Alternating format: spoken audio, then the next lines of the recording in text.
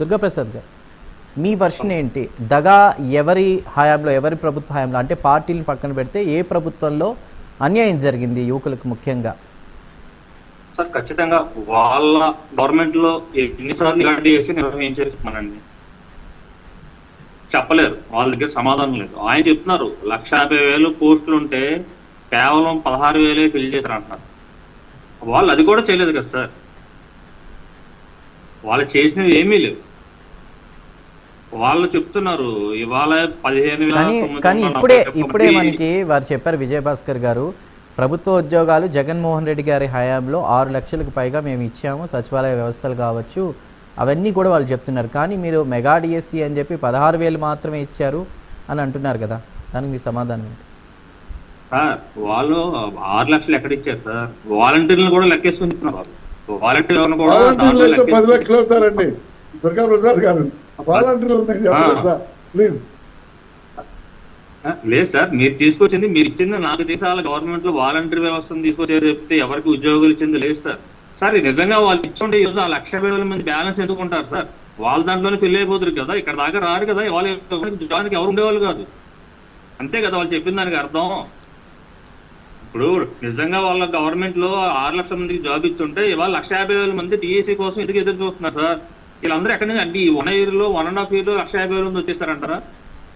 1,50,000 మంది కాదండి సార్. దుర్గాప్రసాద్ గారు 45,000 నుంచి 50,000 దాకా పోస్టులు పెండింగ్ ఉన్నాయి. ఎలక్షన్ క్యాంపెయిన్ లో 50,000 పోస్టులు, 45,000 పోస్టులు మేము పూర్తి చేస్తాము, ఏకకాలంలో పూర్తి చేస్తామని లోకేష్ గారు, చంద్రబాబు నాయుడు గారు ఇప్పుడు చేయనట్లేదు కదా సార్. ఇదే ఇంకా ఇక్కడ నుంచి దుర్గాప్రసాద్ గారు మాట్లాడదాం. రైట్, వారు జాయిన్ అయ్యారు, రామ్మోహన్ నాయుడు గారు జాయిన్ అయ్యారు, వారితో ఒకసారి మాట్లాడదాం. రామ్మోహన్ నాయుడు గారు, కూటమి ప్రభుత్వం వచ్చాక ఇచ్చిన హామీల్లో మెగా డిఎస్సి అని అన్నారు. కాకపోతే మెగా డిఎస్సి కాదు, దగా డిఎస్సి అని చెప్పి పోరుబాటు పట్టింది వైసీపీ. మేము మా ప్రభుత్వ హయాంలో 6 లక్షలకు పైగా ప్రభుత్వ ఉద్యోగాలు ఇచ్చాం, కానీ మీరు 16,000 ఉద్యోగాలు ఇచ్చారు. అందులో కూడా ఆరోపణలు ఎదుర్కొంటున్నారు ప్రస్తుతం. వారు మాట్లాడుతున్నారు అంటే ఉద్యోగాలు అమ్ముకున్నారంటూ కూడా భారీ స్థాయిలో. ఏమంటారు, దానికి మీ సమాధానం ఏంటి? నమస్కారం సార్, గుడ్ ఈవినింగ్ అండి. ప్యానల్లో ఉన్న తోడు సభ్యులందరికీ నమస్కారం, అలాగే ప్రైమ్ టైం వీక్షకులందరికీ నా నమస్కారాలు. సార్ అంటే మొదలు పెడుతూనే వైసీపీని కించపరుస్తూ మాట్లాడితే బాగోదేమో, కానీ వైసీపీ నాయకులకు ఎలా ఉందంటే నాకు అర్థం కాదు. కానీ వాటర్ బాటిల్ సప్లై చేస్తే కూల్ డ్రింక్ ఇచ్చామని చెప్పుకునే పరిస్థితి, వాటర్ ఇస్తే కూల్ డ్రింక్ ఇచ్చామని చెప్పుకుంటారు. అలాంటి పరిస్థితిలో ఉన్నారు వైసీపీ.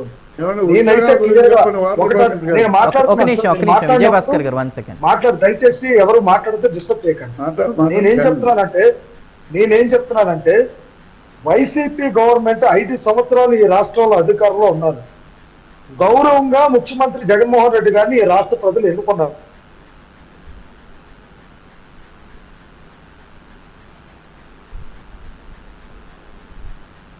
రైట్, స్ట్రక్ అయింది, చెప్పండి దుర్గాప్రసాద్ గారు, మీరు మాట్లాడండి. వారు వచ్చి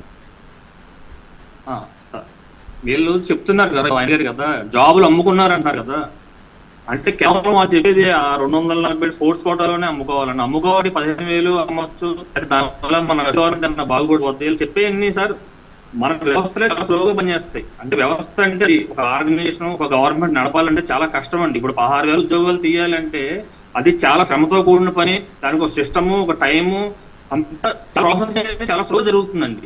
వీళ్ళు జాబులు ఇవ్వకపోగా అంటే వాళ్ళు 16,000 మంది మొత్తం టీపీ ఇచ్చని జగన్ వాళ్ళకి ఇచ్చారండి జాబులు, బీజేపీ వాళ్ళకి ఇచ్చారు. అందులో వైఎస్ఆర్సీపీ కుటుంబ సభ్యులు ఎవరు లేరా? నేను అడుగుతాను చెప్పానండి. అందులో వైఎస్ఆర్ సభ్యులకు ఎవరు లేరని చెప్పి అప్పు పెట్టామండి. వాళ్ళ నాయకుడిని మా వైఎస్ఆర్ ఫ్యామిలీలు ఒక్కరు కూడా లేరని. అంటే అమ్ముకోవాలంటే అన్ని అమ్ముకుంటారండి. ఇలాగా అమ్ముకోవడం అలవాటైంది సార్. ప్రతిదీ అన్ని పార్టీలు అలాగే చేస్తారని ఇలా అనుకుంటున్నారు. అది చాలా రాంగ్ సార్. ఎందుకంటే ఇది ఈ ప్రాసెస్ జరగడానికి, జాబ్ నోటిఫికేషన్ రావడానికి కొన్ని 4-5 సంవత్సరాలు 5 సంవత్సరాలు ప్రాసెస్ అవుతుంది. అలాంటిది వీళ్ళు వచ్చిన మళ్ళీ దాన్ని చెడగ ఇలా మంచి చేసేస్తున్నారు సార్. ఒక 5 సంవత్సరాలకు 6 సంవత్సరాలకు ఇప్పుడు వచ్చింది. వీళ్ళు ఇలా చేస్తే అసలు గవర్నమెంట్ ఉద్యోగాలు చేయాలంటే భయపడి వెళ్ళిపోతారండి. ఎందుకు మనకి ఎగ్జామ్స్ రాసిన ఎవరో ఒకరు గవర్నమెంట్ కేసులు పెడతారు, మన ఉద్యోగం వస్తుందో మన వయసు పాడు, అనవసరంగా ఈ జాబ్లకు వెళ్తాం వేస్ట్, పక్క స్టేట్కి వెళ్దాం, సాఫ్ట్వేర్కి వెళ్తాం, ప్రైవేట్కి వెళ్దాం, ఉద్దేశం తీసుకొచ్చేస్తారు సార్. ఎలాంటి నాయకులు, ఎలాంటి గవర్నమెంట్ ఉంటే ఏంటంటే కేసులు పెట్టడం ఏంటి సార్? నిజంగా ఇక్కడ వీళ్ళ దగ్గర సాక్ష్యాలు ఉంటాయి, హైకోర్టులో క్లీన్ చిట్ ఇస్తారు చెప్పండి.